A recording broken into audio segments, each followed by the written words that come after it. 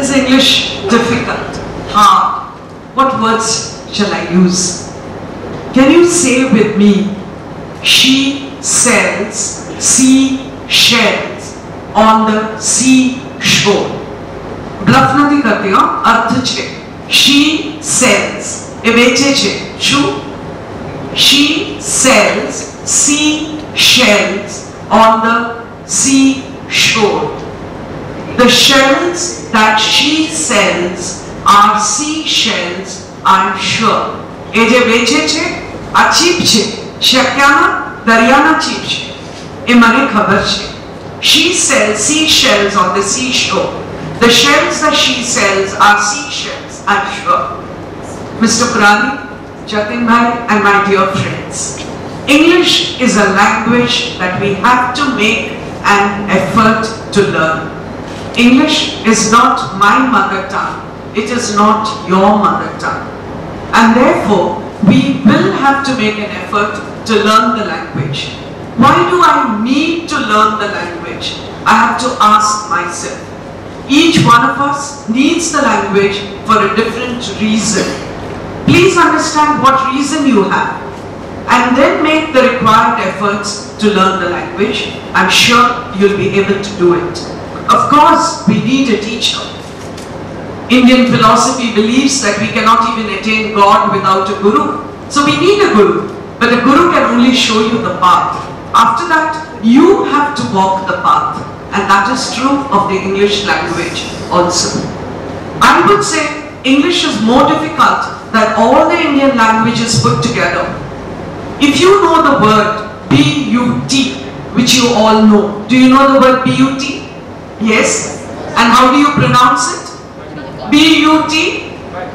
But, and then immediately I give you another word, P-U-T. And what will you say? Why put? You must say but. If B-U-T is but, P-U-T is but, should be, but it is not. Indian languages are far more easier because we speak the way we write. You agree with me? Yes. Right? Whereas English language is not like that. Especially spoken English. And for all of us, because we have grown in a mother tongue, and maybe 2 or 3 languages before we come to the English language, spoken English is always difficult. So my dear friends, please ensure that you give a lot of importance to the pronunciation, how you speak, because you should not be misunderstood.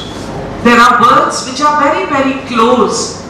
Whether I'm saying B-E-D, bed, or I'm saying B-A-D, bad, it's important.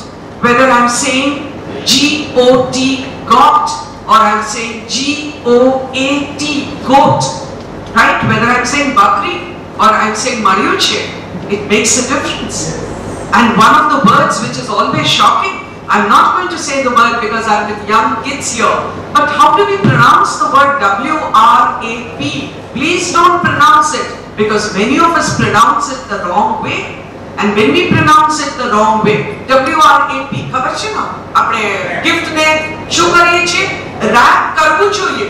But very often we hear the word in a very, very wrong way. Just say it to your mind.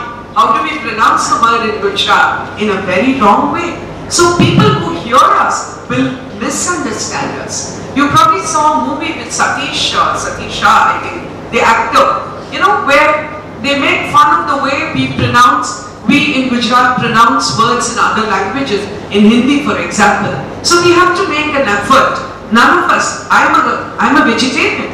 I don't eat snakes, right? Farsan mane bahut game chhe. I have to eat snacks, right? I can't eat snakes. I can't sit in a hole. I have to sit in a, where are we sitting? In a hall. I have to sit in a hall. I can't sit in a hole, right? No, only rats stay in a hole, right? We all sit in a hall.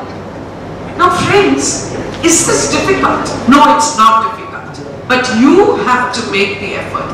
Since this is a class for spoken English, I am attaching so much of importance to pronunciation. Make the effort and then you can speak. Remember, I am not speaking like an English person. I am speaking like an Indian, right? I am an Indian and I've learnt English only in India. You have to speak it like an Indian. There's no need to speak it like an American or a Britisher or anybody else. But we must speak it clearly so that people can understand what we are saying and not misunderstand what we are saying. That is more important. The second thing to which I would give importance is vocabulary. How can I improve my vocabulary? Je shabd bhandar che tumhare paas hai, right? How do you improve it? Some people say by reading the dictionary. I would say it's a very good idea, right? Get new words from the dictionary, but new words without a context, without a sandharv, without using it in the right place is no use. And therefore you must buy those dictionaries which also give us usage, you know, where you have to use a word. I'm sure all of you know the word heartfelt and all of you know the word heartiest. Do you know these two words? Both mean dil ki, right? Heartiest and heartful, heartfelt, sir. So when you are congratulating somebody, somebody's got a prize, somebody's going to take the award today, and you say heartiest congratulations, right? You say heartiest congratulations. Somebody's had a tragedy in the family, and you are saying dil ki kauchu, so you can't say heartiest condolences. You have to say heartfelt condolences, right? Both mean from the heart, but one is for a good and one is for the bad. One is positive, one is negative. So we must learn to use words. We must have vocabulary, but we must use it in the right context. The third point I would insist on is the use of grammar appropriately. And when I'm talking about grammar, I'm not talking about rules of grammar. It's not important to know whether it's present progressive or present perfect. It's not important. What is important is to use it in the right sense. All of you are young.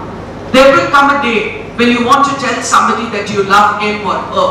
And if you say, I am loving you, I am loving you, karan ke amna prem karu chu, I am loving you. My dear friends, in English, it's a very, very wrong sentence. Because it means, I will love you for some time. Do you want to love the person for some time? Or do you want to love the person forever? So you can't say, I'm loving you. You can't say, I'm loving my country. You have to say, I love my country. I love my parents. I love my brothers. I love music. So please remember, you have to learn tense. Not the rules of tense, but the usage of tense. Another area which is very difficult for us, because every language is different, and that is what we call Rudi Prayog, right? Idioms. Rudi Prayog we have, and my favorite Rudi Prayog is 9 to 11 ho jana. It's Hindi. Now I translate it, and I say 9 and 2 make 11. Does it make sense? Not at all, because each language has a different set of idioms. You have to learn the idioms so that your language becomes more powerful, your language becomes good. You might say, why am I giving you all this advice? I'm giving you all this advice because I want Jatin to be proud of his students. He has set you on the right path, but you will have to work. You have to work and walk. Yes. Please see, the words are close, but they mean so much. Work and walk.